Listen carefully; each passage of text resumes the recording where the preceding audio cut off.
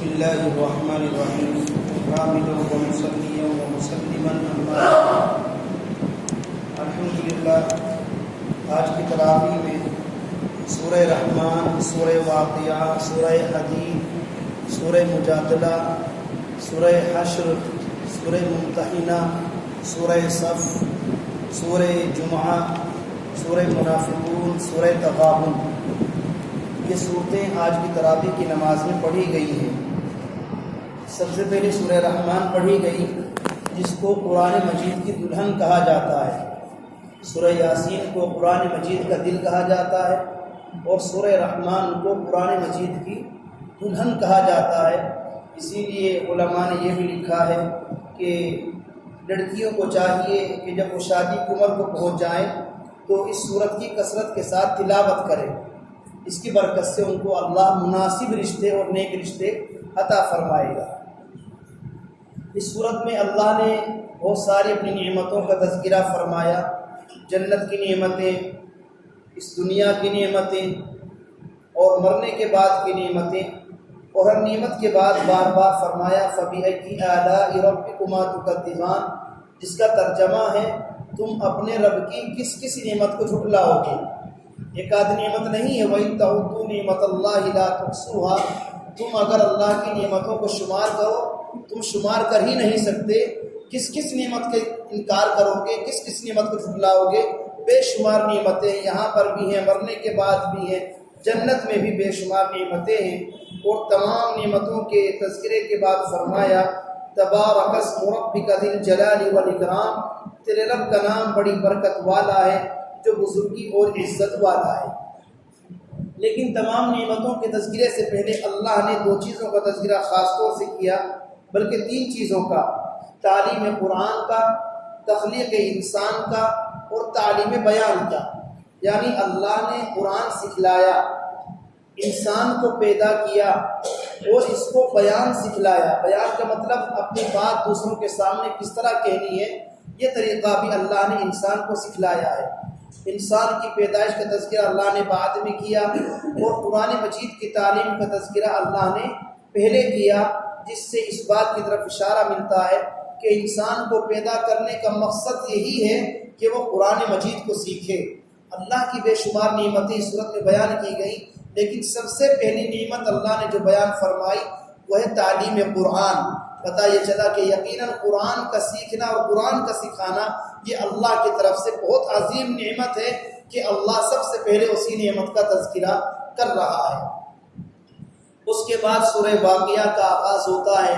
سورہ واقعہ کے بارے میں حدیث میں آیا ہے، اللہ کے رسول علیہ الصلوۃ والسلام نے فرمایا جو شخص رات میں اس سورت کو پڑھنے کا معمول بنا لے اس گھر میں کبھی فاقہ نہیں آتا۔ جس گھر والے اس سورت کو پڑھنے کا روزانہ مغرب کے بعد، عشاء کے بعد اپنا معمول بنا لے، انشاءاللہ وہ گھر والے فقر و فاقے سے اور غربت سے محفوظ رہیں گے۔ اس سورت میں بھی اللہ نے شروع میں قیامت کے واقع ہونے کو بیان فرمایا۔ جو منکرین قیامت تھے وہ کہا کرتے تھے کیا یہ زمین پھٹے گی، کیا آسمان ٹکڑے ٹکڑے ہوگا، کیا سورج بے نور ہوگا، کیا ہم مرنے کے بعد دوبارہ زندہ ہوں گے؟ ان تمام سوالوں کا جواب اللہ نے اس صورت میں دیا ہے کہ ہاں، قیامت آ کر کے رہے گی، اور جن جن چیزوں کے بارے میں بتلایا گیا یہ ہوگا یہ ہوگا، وہ تمام چیزیں واقع ہو کر کے رہیں گی۔ اور پھر جنت کی نعمتوں کا تذکرہ یہاں پر بھی کیا گیا۔ تین قسم کے لوگوں کا اللہ نے یہاں پر تذکرہ کیا، ایک تو سابقین کا، ایک مومنین کا، اور ایک کافرین کا۔ کافر لوگ کہا کرتے تھے یہ کیسے ہو جائے گا کہ ایک جماعت تو جنت میں جائے، ایک جماعت جہنم میں جائے، اچھے اعمال کرنے والے جنت میں جائیں، برے اعمال کرنے والے جہنم میں جائیں۔ اللہ نے ان لوگوں کو جواب دیا ہے کہ جنتیوں کے لیے وَلَحْمِ طَيْرٍ مِّمَّا يَشْتَهُونَ، من چاہے پرندوں کا گوشت ہوگا، وَحُورٌ عِينٌ كَأَمْثَالِ اللُّؤْلُؤِ الْمَكْنُونِ، اللہ نے ان کے لیے حور عین کا انتظام کیا ہے، اور وہ حوریں ایسی ہیں جیسا کہ محفوظ رکھا ہوا موتی ہوتا ہے، اس کو کوئی چھو نہیں سکتا، اس پر کوئی داغ دھبا نہیں ہوتا۔ اسی طرح جنتیوں کے استقبال میں جزاء بما كانوا يعملون، یہ جنتیوں کو ان کے اعمال کا بدلہ مل رہا ہے۔ لا يسمعون فيها لغوا ولا تأثيما، اور جنت کی فضا یہ ہوگی نہ وہاں پر کوئی لغو بات ہوگی، نہ وہاں پر کوئی گالی گلوچ، نہ شور شرابہ، بالکل سکون والی زندگی۔ اللہ قیلا سلاما سلاما، ہاں چاروں طرف سے السلام علیکم السلام علیکم السلام علیکم، جنت میں صرف یہ آواز سنائی دے گی، اس کے علاوہ کوئی شور و شغب بلا وجہ کا ہنگامہ سننے کو نہیں ملے گا۔ اور تلہم منصوب، رکھے ہوئے کیلے، ظل ممدود، پھیلا ہوا سایہ، وماء مسکوب، شاندار پانی، وفاکہۃ کثیرہ، اور بہترین بہت سارے پھل، یہ اللہ نے جنتیوں کے لیے انتظام کیے۔ اور جہنمی فی سموم و حمیم، ان کو پیپ پلائی جائے گی، اللہ ہم سب کی حفاظت فرمائے، ان کو خون اور پیپ اور گرم پانی پلایا جائے گا۔ وظل من یحموم، اور سایہ دار سایہ بھی ایسا ہوگا جس میں سے آگ نکل رہی ہوگی۔ لا بارد ولا کریم، وہ سایہ نہ ٹھنڈا ہوگا نہ آرام دہ ہوگا۔ یہ کیوں ہوگا؟ اس لیے کہ یہ قیامت کے دن کو جھٹلاتے تھے کہ دیکھو یہی وہ دن ہے جس کا تم دنیا میں انکار کرتے تھے، آج چکھو مزہ۔ اب پتہ چل رہا ہے جب گرم گرم ہوائیں اور گرم گرم پانی پینے کو مل رہا ہے، اسی دن کو تو ہم کہا کرتے تھے کہ قیامت آ کر کے رہے گی، لیکن تم نے ہماری ایک بات نہ مانی۔ لآکلون من شجر من زقوم، ان کو زقوم کے درخت سے کھلایا جائے گا، اس سے وہ پیٹ بھریں گے۔ فشاربون علیہ من الحمیم، پیاس لگے گی تو گرم پانی پیئیں گے۔ ھذا نزلهم یوم الدین، یہ ہوگی ان کی مہمان نوازی قیامت کے دن۔ کن کی؟ جھٹلانے والوں کی، قیامت کا انکار کرنے والوں کی۔ اور رہے جنتی لوگ تو بہرحال ان سے کہا جائے گا أأنتم أنزلتموه من المزن أم نحن المنزلون لو نشاء جعلناه أجاجا فلولا، اللہ نے اپنی نعمتوں کا تذکرہ کیا پہلے تو۔ أفرأيتم ما تحرثون، کیا بیج تم پیدا کرتے ہو زمین سے؟ أأنتم تزرعونه أم نحن الزارعون، اگانے والے تو وہ یا ہم ہیں۔ لو نشاء لجعلناه حطاما، اگر ہم چاہتے ہلکی سی ہوا چلاتے اور ان پودوں کو اڑا دیتے، ان تمام غلوں کو ہواؤں میں اڑا دیتے، لیکن ہم نے ان پودے کی حفاظت کی یہاں تک کہ ان کے اوپر پھل آئے، پھول آئے، پودے اوپر میوے آئے، اور اللہ نے اس کو تمہارے لیے رزق بنا دیا۔ اس کے بعد قرآن مجید کے بارے میں کہا گیا کہ قرآن مجید جس کا تم انکار کرتے ہو، فی کتاب مکنون، محفوظ نامے، محفوظ لوح محفوظ میں ہے، لا یمسہ الا المطہرون، قرآن مجید کو نہ چھوئے مگر پاک آدمی۔ چنانچہ اگر کسی کا وضو نہیں ہے تو بغیر وضو کے قرآن مجید چھونا جائز نہیں ہے۔ پڑھ سکتے ہیں، چھو نہیں سکتے۔ اگر ہم پر وضو فرض ہوا ہے اور کوئی حافظ یا ناظرہ خوابی چلتے پھرتے کچھ صورت یاد ہے، ان کو پڑھ سکتا ہے لیکن قرآن مجید چھو نہیں سکتا۔ اور اگر غسل فرض ہو چکا ہے پھر نہ قرآن پڑھ سکتا ہے، نہ چھو سکتا ہے، اور نہ ہی عورت چھو سکتی ہے۔ تو غسل جنابت ناپاکی کا غسل اگر کرنا ہے تو قرآن پڑھنا بھی جائز نہیں، قرآن چھونا بھی جائز نہیں۔ ہاں تلاوت کی نیت سے نہیں، دعا کی نیت سے کچھ آیتیں پڑھی جا سکتی ہے۔ کوئی شخص ناپاک ہے، کوئی عورت ناپاک ہے، اور وہ سونے سے پہلے دعا کے طور پر آیت الکرسی پڑھنا چاہے، دعا کے طور پر چاروں کل پڑھنا چاہے، دعا کے طور پر سورہ فاتحہ پڑھنا چاہے، اس کی اجازت ہے۔ تلاوت کی نیت سے پڑھنا جائز، ناپاکی کی حالت میں وہ جائز نہیں ہے۔ اس کے بعد سورہ حدید کا تذکرہ ہوتا ہے۔ یہ 5 سورتیں جن کو مسبحات کہا جاتا ہے، جن کا آغاز سبحہ سے یا یسبح سے ہوا ہے۔ ایک تو سورہ حدید ہے، سورہ حشر ہے، سورہ صف، سورہ جمعہ اور سورہ تغابن۔ ان 5 سورتوں کو مسبحات کہا جاتا ہے۔ اللہ کے رسول نے فرمایا کہ ان میں ایک آیت ایسی ہے جو 1000 آیتوں سے بہتر ہے۔ کون سی ہے وہ بیان نہیں کیا گیا۔ اسی لیے آپ صلی اللہ علیہ وسلم کا معمول تھا، آپ سونے سے پہلے روزانہ ان مسبحات کی 5 صورتوں کی تلاوت فرمایا کرتے تھے۔ اس صورت میں اللہ نے اپنی نعمتوں کا، اپنی قدرت کا تذکرہ فرمایا کہ اللہ ہی کے لیے آسمان و زمین کی بادشاہت ہے۔ یولج اللیل فی النہار و یولج النہار فی اللیل، وہی رات کے بعد دن لاتا ہے، دن کے بعد رات لاتا ہے۔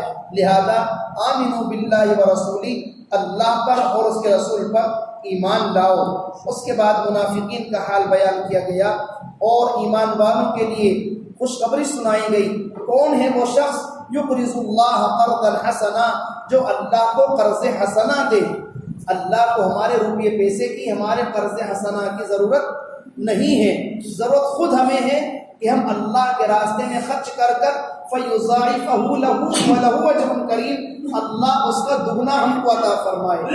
تو کون ہے وہ شخص جو اپنے مال میں دگنا نفع چاہتا ہے؟ یقیناً ہر مسلمان چاہتا ہے۔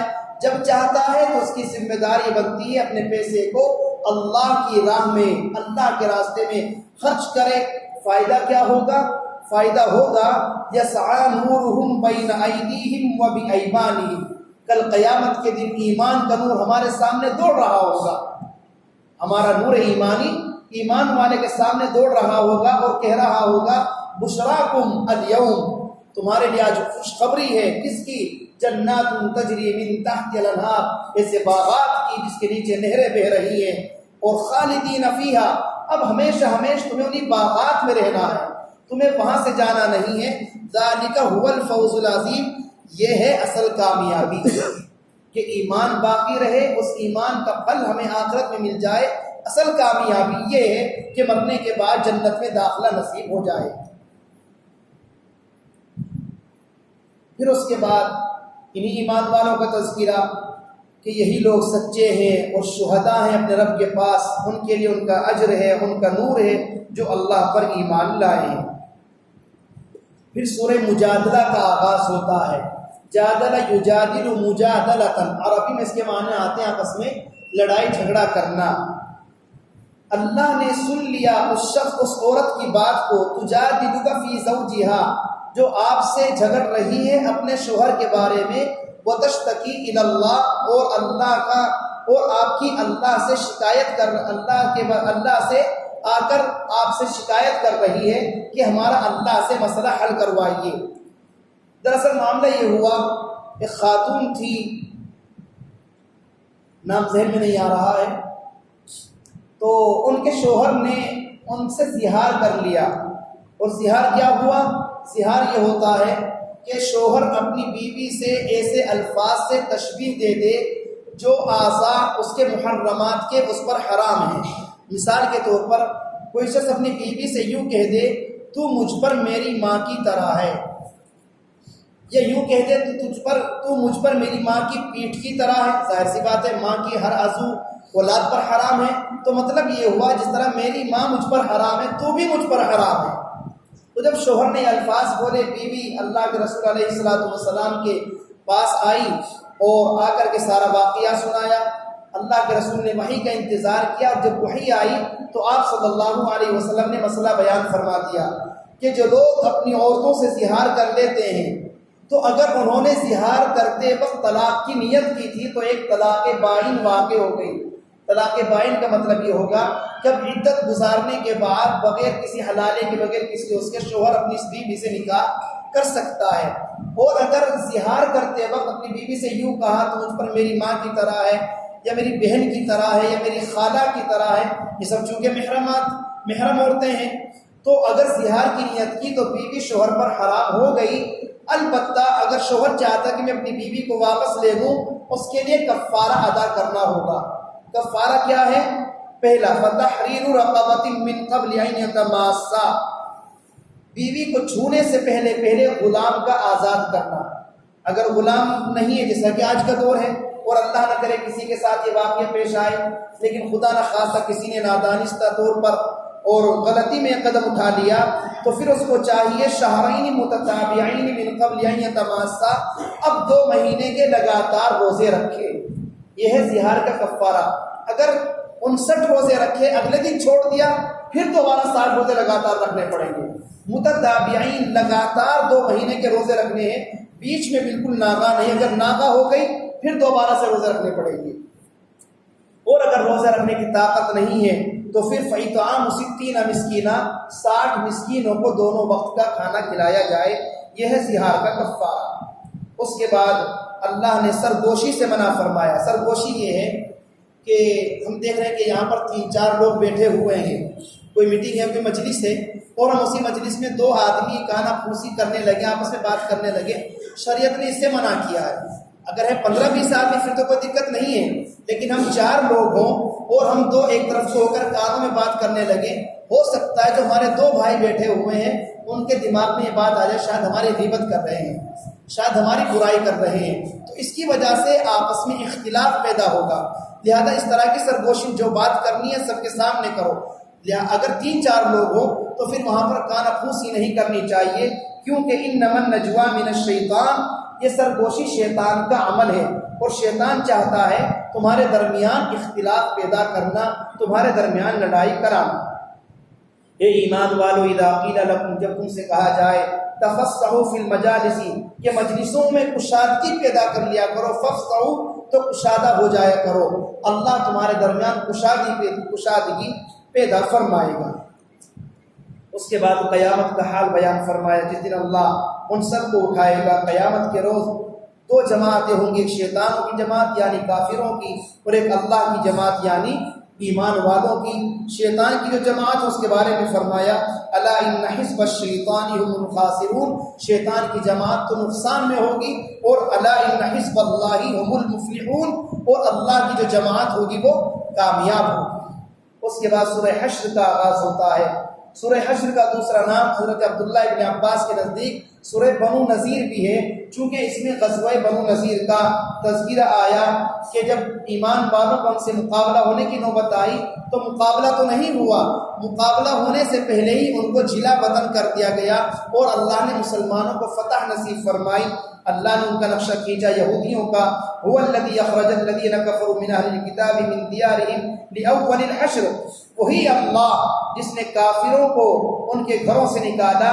ما ظننتم ان یخرجوا، تمہارا خیال تو یہ تھا یہ نکلیں گے ہی نہیں. وظنوا انہم مانعتهم حصونہم من اللہ، اور ان یہودیوں کا خیال یہ تھا ہم تو اپنے قلعوں میں بیٹھے ہوئے ہیں، ہمارا کوئی کچھ نہیں بگاڑ سکتا.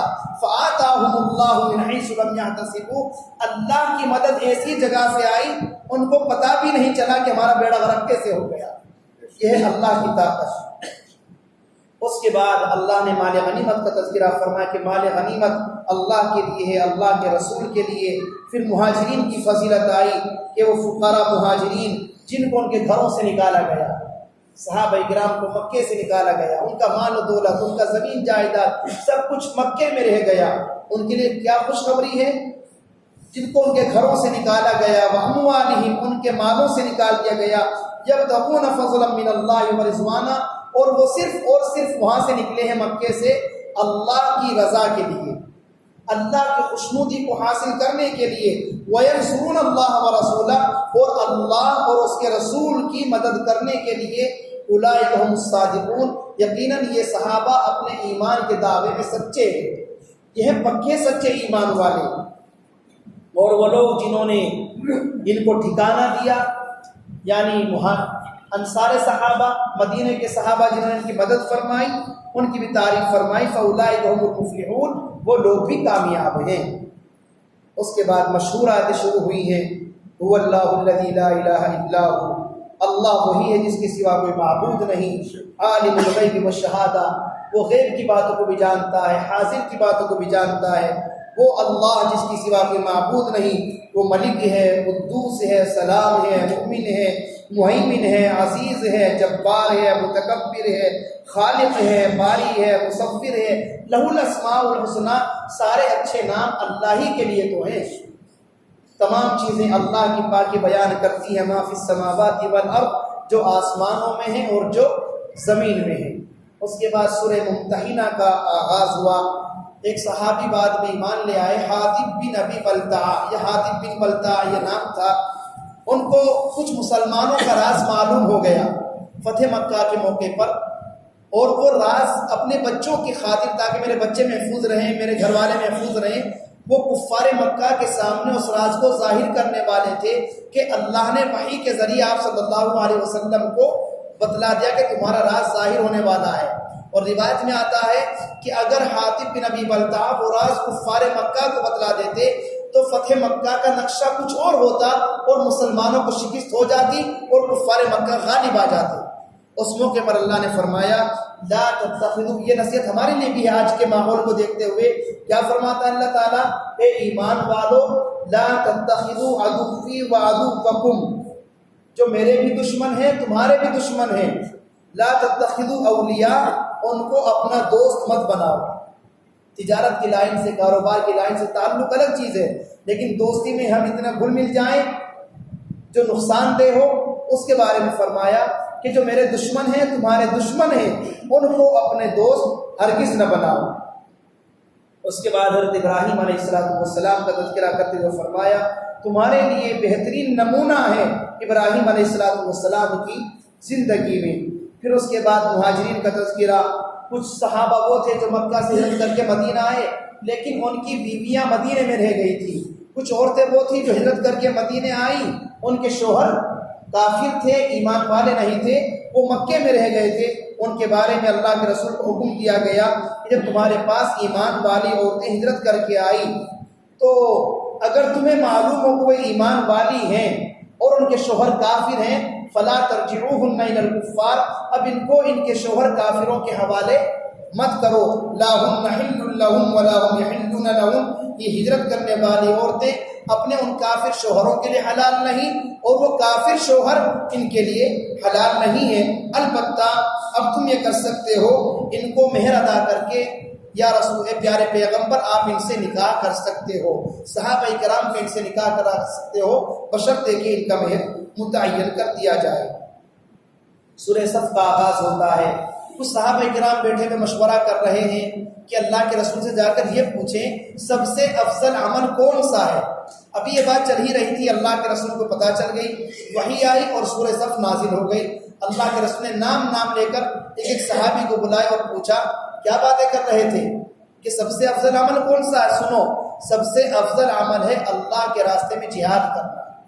یہ اللہ کے رسول علیہ السلام پر وحی نازل ہوئی، سورہ صف اس میں یہی بتلایا گیا، کبر مقتا عند اللہ ان تقولوا ما لا تفعلون، سب سے بڑی چیز ہے اللہ کے نزدیک اللہ کے راستے میں جہاد کرنا، کافروں سے مقابلہ کرنا۔ پھر آپ علیہ السلام کے بارے میں بتلایا گیا کہ آپ کے سلسلے میں انجیل میں بھی یہ بشارت سنائی گئی ہے کہ ایک پیغمبر آئیں گے اسمہ احمد، جن کا نام احمد ہوگا، اور وہ حضرت عیسیٰ علیہ السلام کے بعد آئیں گے۔ سورہ جمعہ کا آغاز ہوتا ہے جس میں شروع میں کچھ منافقوں کا حال بیان کیا گیا، یہودیوں کا حال بیان کیا گیا، اور اخیر کے رکوع میں جمعے کے تعلق سے فضیلت بیان کی گئی کہ جب جمعے کی نماز کے لیے تمہیں پکارا جائے فاسعوا الی ذکر اللہ، تو اللہ کے ذکر کی طرف دوڑو، وذروا البیع، اور خرید و فروخت چھوڑ دو۔ اسی آیت کی روشنی میں فقہاء نے مسئلہ لکھا ہے کہ جب جمعے کی اذان ہو جائے تو خریدنا بیچنا جائز نہیں ہے، کسی بھی قسم کی خرید و فروخت ایمان والوں کے لیے جمعے کی اذان کے بعد جائز نہیں۔ اب جمعے کی اذان ہو چکی، اب صرف جمعے کی تیاری، غسل کرو، کپڑے پہنو اور جمعے کی نماز کے لیے مسجد میں حاضر ہو جاؤ۔ جب جمعے کی نماز سے فارغ ہو جاؤ فانتشروا فی الارض، اب زمین میں پھیل جاؤ، وابتغوا من فضل اللہ، کھاؤ کماؤ، جو تجارت کرنی ہے تجارت کرو۔ پھر منافقین، سورہ منافقون کا آغاز ہوتا ہے جس میں منافقین کی عادتوں کا، ان کی خصلتوں کا، ان کی چھپی ہوئی باتوں کا، ظاہر میں کچھ تھے باطن میں کچھ تھے، وہ بیان کیا گیا، اور اخیر میں کہا گیا اے ایمان والو لا تلہکم اموالکم ولا اولادکم عن ذکر اللہ، تمہارا مال، تمہاری اولاد تمہیں اللہ کی یاد سے غافل نہ کر دے۔ تم اپنے مال میں، اپنے اولاد میں اتنی منہمک نہ ہو جانا کہ ہمیں ہی بھول جاؤ۔ مال سے تعلق رکھو، اللہ سے، اولاد سے تعلق رکھو، لیکن اللہ کو ہرگز مت بھولو، اس کے حقوق بھی اپنے ذہن میں رکھو۔ پھر سورہ تغابن جو آخری رکعت میں پڑھی گئی ہے اس کا آغاز ہوتا ہے جس میں کہا گیا لہ الملک و لہ الحمد، اللہ ہی کے لیے بادشاہت ہے، اللہ ہی کے لیے تمام تعریفیں ہیں۔ حکم دیا گیا واطیعوا اللہ واطیعوا الرسول، اللہ اور اس کے رسول کی اطاعت کرو، اور اگر تم اطاعت نہیں کرو گے فإنما علی رسولنا البلاغ المبین، ہمارے پیغمبر کا کام تھا تم تک بات پہنچانا، وہ پہنچا چکے ہیں۔ اب عمل کرو گے بہت اچھی بات ہے، عمل نہیں کرو گے تو جہنم تمہارا ٹھکانہ ہے۔ اللہ لا الہ الا ہو، اللہ کے سوا کوئی معبود نہیں۔ پھر اس میں بھی یہی کہا گیا انما اموالکم واولادکم فتنہ، تمہارا مال، تمہاری اولاد آزمائش کا ذریعہ ہیں۔ تمہارے مال، اللہ نے تمہیں مالدار بنایا تاکہ تمہارا امتحان ہو، اللہ نے تمہیں اولاد عطا فرمائی تاکہ تمہارا امتحان ہو، جو امتحان میں کامیاب ہو گیا تو اس کے لیے اجر عظیم ہے۔ ان تقرضوا اللہ قرضا حسنا، اگر تم اللہ کو قرض حسنا دو گے یضاعف لکم، اس کو تمہارے لیے دوگنا کر دے گا، ویغفر لکم، اور تمہیں بخش دے گا، واللہ شکور حلیم، اللہ بڑا شکور ہے، حلیم ہے، عالم الغیب والشہادہ، وہ غیب کا، حاضر کا جاننے والا، العزیز الحکیم، زبردست ہے، حکمت والا ہے۔ یہ آج کی ان تمام صورتوں کا مختصر سا خلاصہ جو آپ نے تراویح کی نماز میں سماعت فرمائی ہے۔ اللہ تبارک و تعالی قرآن مجید سے سچی محبت، سچی عقیدت نصیب فرمائے۔ آمین۔ وآخر دعوانا الحمد للہ رب العالمین۔